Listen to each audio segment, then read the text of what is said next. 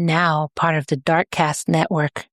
Welcome to Indie Podcasts with a Dark Side. On the night of January 16th, 1997, Greg Coons was home in Phoenix, Arizona, when something outside caught his attention. Looking into his neighbor's yard, Greg saw what he believed was a man holding a woman underwater in a swimming pool. Concerned, he called 911. Quote, "The husband just threw, I believe, the wife into the pool? It looks like he's holding her underwater." When the dispatcher asked if the couple had been fighting, Greg said he wasn't sure. Quote, "I don't know what the problem is. I don't know, it's weird, and I'm concerned." Police officers Joel Tranter, Steven Stanowitz, and Kemp Layden were dispatched to the scene. When they arrived at the Falater home, they found 41-year-old Yarmila Falater floating face down in the family's backyard swimming pool. Officers immediately noticed extensive injuries to her body.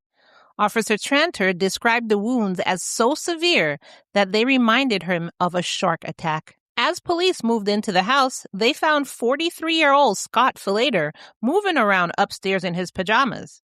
When Officer Kemp pointed a gun at him and ordered him to the ground, Scott appeared, quote, hopelessly confused, asking, "What's going on?" Meanwhile, the two children were found asleep in their rooms, entirely unharmed. Nothing about what officers found that night seemed to fit together.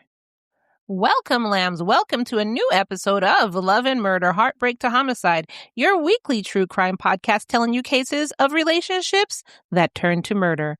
I'm your host, Kai, and today's case is about a husband who admitted that he killed his wife, but claimed that he was asleep when he did it.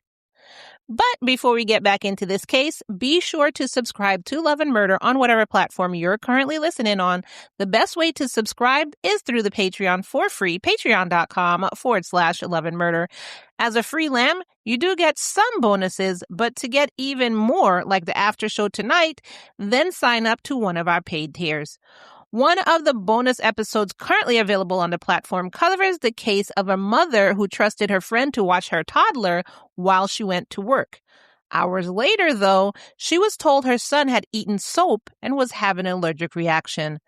Doctors would soon discover injuries that painted a very different picture. So just join the Patreon to hear that full story as a Kai rants, along with dozens of other bonus episodes, ad-free listening, exclusive content, and early access to select episodes. Head on over to patreon.com/Love and Murder to start listening today. Also, this week's bonus episode covers the case of a little girl who disappeared while playing outside on her family's property. What started as a desperate search for a missing child quickly turned into a race against time when investigators uncovered evidence pointing to someone who had been on the property that very day. Join the Patreon to hear me go through the case of Athena Strand. That is a recent case that broke my heart. Get access to all the past bonus episodes, enjoy ad-free listening, and help support the podcast remain listener-funded. Patreon.com/Love and Murder. I'll see you there. In the meantime, though, let's get back to the case of Scott and Yarmila Falater. The Falaters weren't known for violence. They weren't known for fighting. In fact, everyone described them as exactly the opposite. To most people looking in, Scott and Yarmila had an enviable life. High school sweethearts who married in 1976 while still in college. The couple had been together for 20 years. Both had earned master's degrees. Scott was a successful electrical engineer and project manager for Motorola, and Yarmila, often called Yarm, was a devoted preschool teacher, teacher's aide, and a stay-at-home mom. Their faith was a major part of their lives. After converted from Catholicism to the Church of Latter-day Saints, they became deeply involved in the church activities. Scott was also deeply involved in their community, serving as a personal and family counselor and a teacher who led a daily early morning church education class before his workday began. To friends, family, and neighbors, they looked like a happy couple. Their son Michael, who was 12 at the time, described his childhood as, quote, "a very loving home. I never saw my parents argue or fight or yell at each other." Friends said almost the same thing. One friend, Marcy Blau, remembered trying unsuccessfully to get Yarmila to complain about Scott. Quote, "I would say, 'Come on, Yarmila, there's got to be something that drives you nuts.' And she would say, 'Nope, he's just a really great guy.'" But for real, why would you try and get somebody to complain about their husband or their wives? That's weird in my book. It's just weird. I would never. I would be happy. The more investigators learned about the Falaters, the harder it became to understand what happened in that backyard. There didn't appear to be any obvious motive. The couple wasn't in the middle of a divorce. There were no reports of domestic violence, no infidelity, and no financial trouble. As detectives began reconstructing the events of January 16th, they learned that the day had started like any other. Scott worked a full day at Motorola, came home for dinner with the family, and then prepared a church lesson for the next morning. Yarmila asked him to fix their pool filter. Around 9 p.m., Scott went into the backyard to try and repair it, but it was too dark for him to see well. So he came back inside, kissed Yarmila goodnight while she was asleep on the couch, and went to bed himself between 9:30 and 10 p.m., claiming that he was, quote, really exhausted. And according to Scott, that's where his memory ended. But the physical evidence told a much different story. An autopsy revealed that Yarmila had been stabbed 44 times before ending up in the swimming pool. The wounds covered multiple areas of her body, and many were defensive wounds, indicating that she had fought back during the attack. Chief Medical Examiner Dr. Philip Keene said that some of the wounds were fatal on their own. After that is when she was dragged into the pool and held under. As detectives searched the property, they found bloody clothes hidden inside a food container and the murder weapon, which was a hunting knife, stowed in the spare tire storage area of Scott's car. The placement of both items immediately stood out to detectives because neither appeared to have been discarded in a panic. They looked like they had been intentionally hidden. Up until that point, detectives were still trying to understand whether they were looking at some kind of bizarre accident or an intruder or, something else entirely. However, the hidden evidence changed their thought process completely. After being transported to the police station, Scott was interviewed by Phoenix homicide detective John Norman. During the interrogation, Scott appeared stunned as investigators explained what they had found. He insisted that he had gone to bed after checking the pool filter and had no memory of anything that happened afterwards. According to Scott, the last thing he remembered was kissing Yarmila goodnight and going to sleep. Detective Norman, however, was not convinced. Quote, "I'm not going to buy his story when I got an eyewitness watching him drown her. No, his story was hogwash." As Scott sat in the interview room, investigators noticed blood on his neck. When they pointed it out, he seemed surprised and claimed that he hadn't noticed it before. The explanation did not sit well with detectives. Even more difficult to explain was that eyewitness account. Greg had reported seeing Scott drag Yarmila towards the pool, roll her into the water, and then hold her head underneath the surface. He also described seeing Scott moving around the house, turning lights on and off, wringing his hands, and at one point putting on gloves before returning outside. To investigators, those were not actions of someone acting randomly or without awareness. Detectives also believe Scott had washed the blood from his body and changed clothes before officers arrived. When police encountered him inside the house, he was wearing clean PJs. The more evidence detectives collected, the more difficult it became for them to reconcile Scott's claim of complete memory loss with the physical evidence left behind, and on January 17th, 1997, he was arrested and charged with first-degree murder. But Scott never changed his story. And as detectives dug deeper into Scott's background, they uncovered something unexpected. Multiple family members described a long history of sleepwalking stretching back to childhood. According to relatives, Scott had wandered through the house while asleep, gotten dressed in the middle of the night, believing it was morning, and engaged in activities that he later had absolutely no memory of. His mother, Lois Wilczek, recalled incidents from Scott's childhood where he would come downstairs fully dressed for school in the middle of the night, convinced that it was morning. Other times he would wander through the house with no memory of the next day. His sister, Laura Healy, described a particularly disturbing incident when Scott was around 20 years old. She said she encountered him sleepwalking and tried to stop him from leaving the house. Instead, he grabbed her and tossed her aside. Quote, "He looked almost demonic. I have never seen him look like that." For the first time, investigators were forced to consider a possibility that sounded almost impossible. What if Scott really didn't remember? That question would eventually become the center of one of the most unusual murder trials Arizona had ever seen. By the time Scott's case finally went to trial in June 1999, there was very little debate about one fact.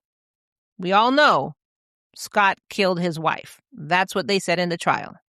The real question, though, was whether he had done it while awake or while sleepwalking. The trial took place in Mariposa County Superior Court before Judge Ronald Reinstein. Prosecutors and defense attorneys presented, of course, two completely different explanations for what happened on the night Yarmila died. Leading the prosecution was Deputy Maricopa County Attorney Juan Martinez. The argument Attorney Martinez presented was that Scott knew exactly what he was doing and that the murder was premeditated. According to the prosecution, the evidence showed a man who not only killed his wife, but then took deliberate steps to cover up the crime afterwards. They pointed to the bloody clothes hidden inside a food container, the hunting knife concealed in the spare tire compartment, and the evidence showing that he had washed blood off himself and changed clothes before police arrived. They also highlighted testimony that Scott had put on gloves before returning to the pool area and had enough awareness to quiet the family dog and tend to a cut on his own hand. To the prosecution, those were not actions of a sleepwalker. They were the actions of someone making conscious decisions. Attorney Martinez also attempted to give jurors a motive. While friends and family described the Falaters as happily married, detectives eventually uncovered small points of friction. These included disputes over having more children and Scott's perception that Yarmila's dedication to their Mormon faith was waning. They also noted that Yarmila was not wearing her wedding ring when her body was recovered. But then again, she could have taken it off to do the dishes and just left it by the sink or something. I would like to know if they went and searched for the wedding ring and where they found it. While the prosecution never established a clear motive, Attorney Martinez argued that motive wasn't necessary when the physical evidence spoke for itself. The prosecution's sleep expert further bolstered this argument, testifying that the sequence of events was far too complex and goal-oriented for someone in a sleepwalking state. Scott's defense attorney, Michael Kimmerer, presented a very different picture. Attorney Kimmerer wasn't arguing that Scott was insane, so they're not going for the insanity plea. Instead, he argued that Scott was asleep. According to the defense, Scott suffered from a long history of severe sleepwalking and had experienced episodes since childhood. Attorney Kimmerer told jurors that Scott was, quote, fast asleep and killed Yarmila, quote, without any conscious thought. The defense argued that years of stress, exhaustion, and lack of sleep triggered a catastrophic sleepwalking episode that ended in tragedy. To support that claim, Attorney Kimmerer called Lois and Laura to testify. Lois testified, quote, he came down the stairs fully dressed, and he was all ready for school, and it was like midnight the next day. He had absolutely no idea that this happened. Then Laura shared that incident from when Scott was around 20 years old. The defense also brought in some of the world's leading sleep experts, Dr. Roger Broden and Dr. Rosalind Cartwright. Both testified that it was scientifically possible for a sleepwalker to commit a violent act if they perceive someone as a threat while still asleep. They suggested that if Yarmila had startled Scott during a sleepwalking episode, he could have reacted violently without understanding what he was doing. In this state, the sleepwalker would not recognize the person's identity and would instead react with an unknowing defensive attack. Attorney Martinez used the claim of non-recognition to show why he believed Scott was lying by presenting a specific contradiction in Scott's behavior that night. The prosecution presented evidence that Scott had the presence of mind to quiet the family dog, meaning that he recognized the dog. Attorney Martinez argued that it was illogical for Scott to be aware enough to recognize and hush the pet, while simultaneously claiming he was too unconscious to recognize his wife of 20 years. Attorney Martinez then turned to the jury and asked, quote, "How come he can't recognize his wife?" "Because he's making it up." Scott even underwent a sleep study as part of the defense's case.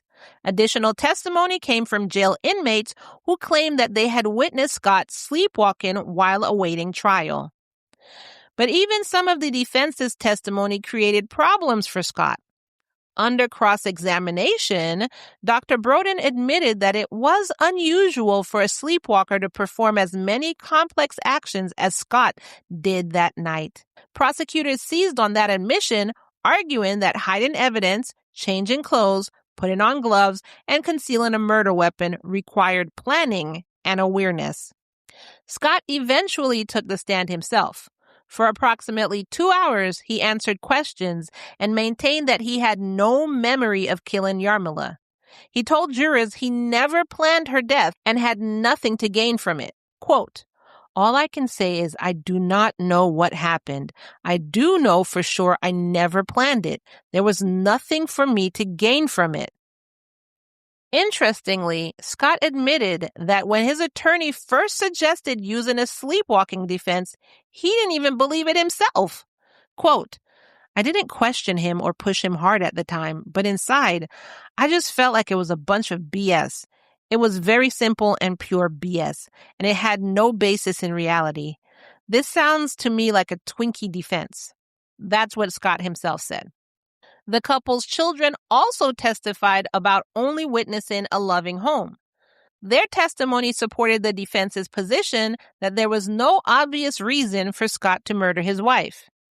After weeks of testimony, the case was finally turned over to the jury, and on June 18th, 1999, jurors returned with their decision.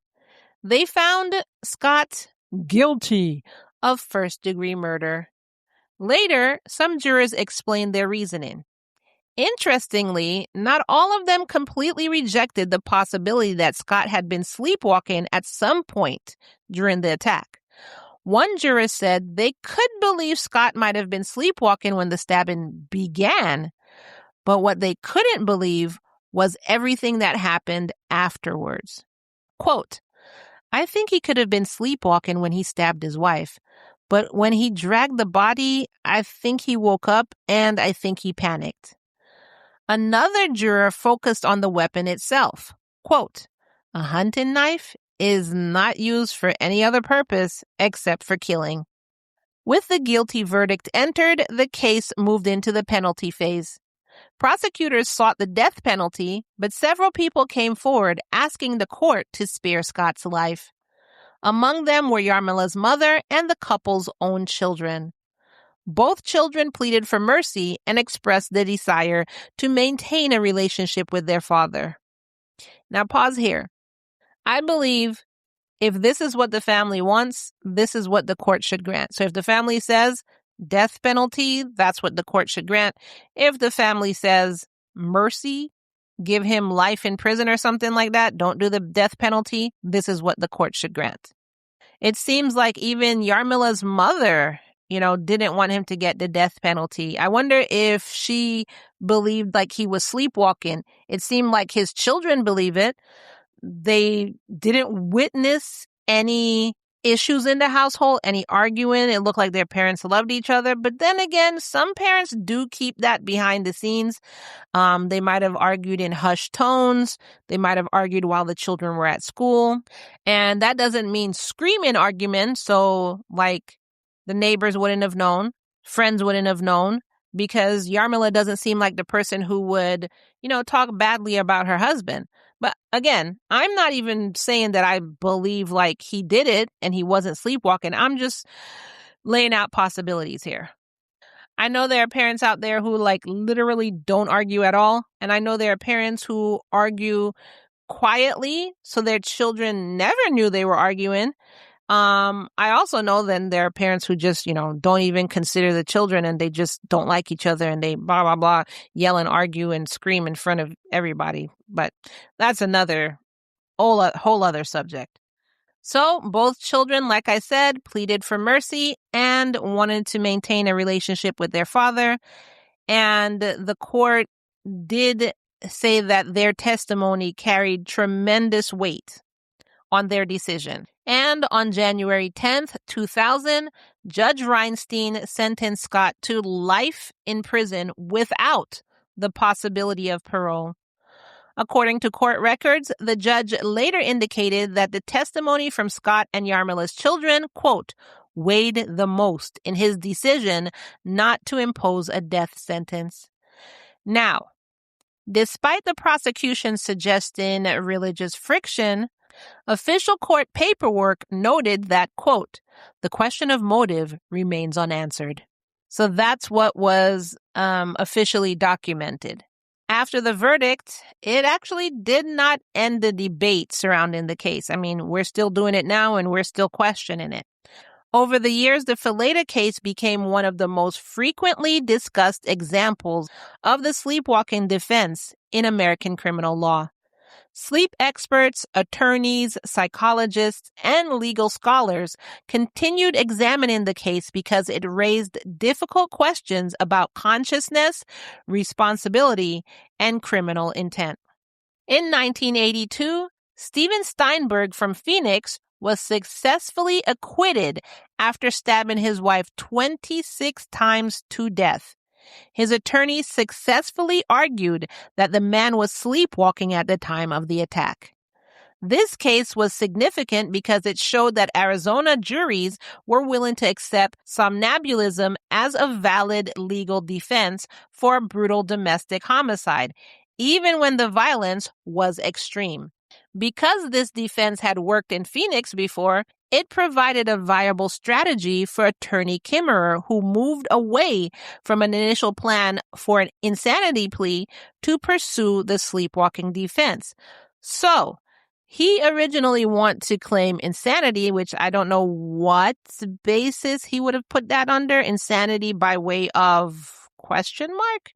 But when he heard what Scott's family said about his history of sleepwalking, that's when he put the other case together with Steinberg and the history of sleepwalking and tried to pursue the sleepwalking defense. Then, often cited as the most famous successful use of the defense, Kenneth Parks was acquitted in Canada after driving all the way to his in-laws' home and killing his mother-in-law while sleepwalking. This case is frequently used in legal literature to illustrate a successful acquittal based on a lack of motive and strong medical evidence. I actually did an episode on this case, so if you missed it, or you don't remember it, or you just want to review it again to see if there are any similarities between that case and this case, how did that case get acquitted, but how did this case get back a guilty verdict, then I put the link in the show notes below, and you could just click on that to re-listen to the case or listen to it for the first time. Just like this case, that one left many questions to be answered. I also did another case about sleepwalking, which that link is also in the show notes below. I personally find it fascinating. Like, you committed this murder while you're completely unaware of it. And I know there are people out there, and I'm not saying Scott did this, but I know there are people out there, just like the insanity defense, who would use this to their advantage and just be like, I was sleepwalking. It's like, it's hard to tell who's telling the truth with things like this and who's lying. But clearly, if you're one of those people telling the truth about sleepwalking and you wake up and find what you've done to your loved one, can you just imagine what that must feel like? I personally can't. I don't even know how I would live with myself. Not saying that I would do anything drastic to myself. I'm just saying like how I would feel that I was sleepwalking and I did this to somebody I cared about or did this period, you know? Despite the horror of that night, Scott says he still loves Yarmila, though he doubts he will ever be able to forgive himself. Scott is currently incarcerated at the Yuma prison complex, where he's considered a low-risk inmate and works as a tutor and library clerk. He also spends time practicing meditation and reportedly receives letters from other people who struggled with sleepwalking. Scott said he encouraged them to seek treatment and take sleep disorders seriously. After the sentencing, Scott immediately began challenging his conviction through the appeals process, continuing to argue that the jury had been wrong to reject the sleepwalking defense. He continues to maintain that he has no memory of the murder, but accepts full responsibility. Quote, "There's no one else I can place the responsibility on. It's on my shoulders." On January 17th, 2002, the Arizona Court of Appeals rejected Scott's direct appeal, including arguments related to how the jury had been instructed about sleepwalking and criminal responsibility. A few months later, on June 28, 2002, the Arizona Supreme Court declined to review the case, leaving his conviction intact. Scott then pursued post-conviction relief in the trial court. In May 2004, that request was denied. Additional reviews by the Arizona Court of Appeals and the Arizona Supreme Court between 2005 and 2006 also failed to overturn the verdict. Still, Scott continued fighting. In 2007, he filed a federal habeas corpus petition, but that effort ended on December 2nd, 2008, when the petition was dismissed with prejudice. By that point, every major legal avenue had failed, and Scott's conviction and life sentence remained in place. So I could believe that he did it while sleepwalking. There's an absolute possibility of that. But just like the jurors, then I question after the quieting the dog, the putting on gloves, changing your clothes, cleaning up the blood and everything like that. Could you do that while sleepwalking? Like the sleep expert said, it's a possibility, but I don't know. Maybe like they said, he woke up, saw what he did, and started panicking. You know? While the legal battles were playing out, the Falater children were trying to rebuild their lives. Despite losing their mother and seeing their father convicted of murdering her, both children remained supportive of Scott. Michael never completely cut ties with his father and stayed in contact with him. Over the years, he continued visiting Scott in prison and later stayed in contact through video calls when in-person visits became more difficult. As an adult, Michael acknowledged the reality of what happened while still maintaining a relationship with his father. Quote, "Not everyone can say their father stabbed their mom and held her in a pool of water, but that's where I am." On his mother, Michael said, quote, "I think about her every day, what she could be doing with my kids now, what life could have been like." Even so, Michael said, quote, "Scott is still my dad, and I hope to always have that relationship with him, whether he's in prison or he's out." Scott also spoke about thinking constantly about what Yarmila experienced during her final moments. Quote, "I think about what she had to go through that night and the pain and the terror she had to feel. I can't even fathom." Scott believes Yarmila would be, quote, "more understanding and forgiving of me than I feel right now about myself. I want to be sure that I'm still worthy of her by how I carry myself now." Like I said, if the person, let's just say Scott, if Scott did actually kill her while sleepwalking, and then he woke up to find what he did, he's been with her 20 years. I mean, like he said, he's sitting there thinking about what she went through. He's not forgiven himself. It's like I said, I can't even imagine what that must feel like.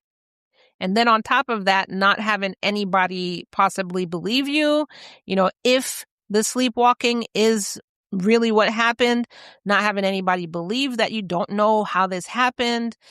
I couldn't imagine. And I mean, again, I know it's a coward move, but I'm on the fence. I don't know if he was actually aware of doing this. He could have been sleepwalking.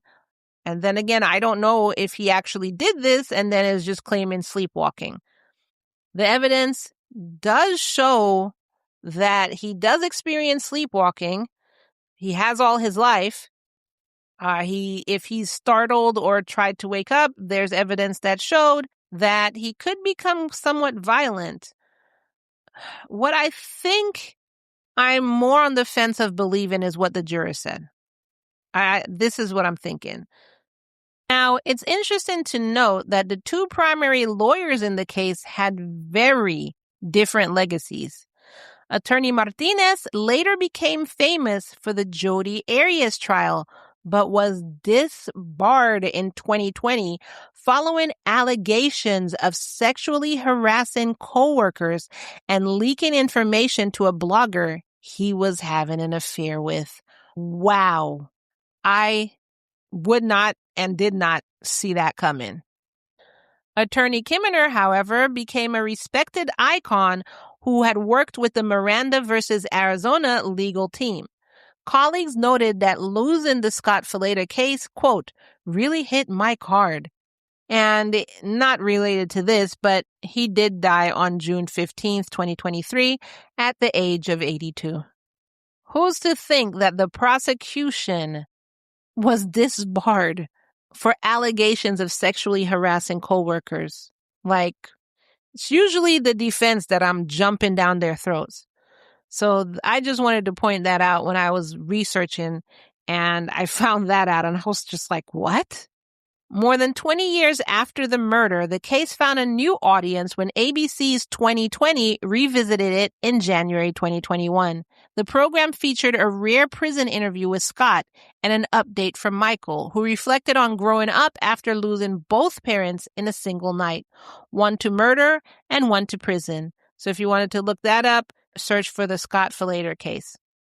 But even decades later, even in this podcast, one question still divides people who follow this case. Was Scott truly sleepwalking, or was the jury right? What are your thoughts on this case? Do you believe Scott was asleep when he killed Yarmila, or do you think the sleepwalking defense was exactly what prosecutors called it, a convenient explanation for an otherwise inexplicable crime? Let me know your thoughts in the comments below. You heard mine throughout this episode. I'm taking the coward's way out if that's what you want to think. I'm on the fence about it. I'm more leaning towards agreeing with the jury because with the evidence and everything, that's one that's making more sense to me. But I could be wrong. I've never dealt with sleepwalking. I've never dealt with anybody who sleepwalked. All I've done is 2 other episodes on a sleepwalking case. And even then I was like, So I have no experience and no information to put towards this trial except what was presented to me in every single source that I went through for my research. So if you have any experience with sleepwalking or know anybody who sleepwalks, maybe you have more insight into this and you can tell me in the comments below what you think about this case. Do you believe that Scott was asleep the whole time? He was just as shocked as everybody else for the entire thing. He probably woke up when the cops came there. Do you believe that? Do you agree with the jury? Or do you believe that, as the detective said, this was all a bunch of hogwash? And Scott actually planned to murder his wife, and that's what he did, and then said, hey, I was sleepwalking. Which one do you agree with? Let me know in the comments below. Can't wait to hear from you. And if you like even more Love and Murder, then head on over to the Patreon where you'll get today's after show. In today's after show, I talk about when a house fire broke out in rural Maine and first responders arrived. They expected to find a tragic accident. Instead, they uncovered something far more disturbing. Inside the home were 2 victims, and investigators quickly focused on the one person who should have been grieving alongside everyone else. Instead, he was at the beach chilling. What followed was a years-long legal battle centered on mental illness, criminal responsibility, and one question that divided the courtroom. So it's basically, I left you with a question with this one, and the after show is going to leave you with another question. This episode breaks down the murders of Cheryl Cote and Daniel Perkins, the insanity defense, and the statement that prosecutors believe revealed the truth. Get this after show and past after shows, no intros and no commercials, by joining the Patreon at the $3 a month tier and above. Patreon.com/Love and Murder. And if you want even more bonus episodes, then you can join at any of the higher tiers. One of the bonus episodes currently available covers the case of a mother who trusted a friend to babysit her toddler, only to learn that the explanation she was given for his catastrophic injuries wasn't what doctors believed happened at all. And coming up this week on Patreon is the case of 7-year-old Athena Strand, a little girl who disappeared while playing outside on her family's property, setting off a desperate search that would leave an entire community and this podcaster heartbroken. Join Patreon for bonus episodes, ad-free listening, exclusive contents, and early access to select episodes, all while helping support the podcast and keeping the victims' stories alive. Patreon.com/Love and Murder. And before you go, if this episode moved you, made you think, or if you know someone who loves true crime and would find this case as interesting as you did, please share it with them, whether it's a text message, a Facebook post, or sharing it in your favorite true crime group. Every share helps introduce new listeners to Love and Murder and helps keep these victims' stories from being forgotten. And that is all I have for you today. I want to end this case, as I do every full episode, by reminding you that it's, say it with me now, all love and no murder, y'all. Thank you for listening. Thank you so much for your support, and I will see you in the next case. Unless you're part of the Lamb fam, then I'll see you in the after show. Starting in 3, 2, 1.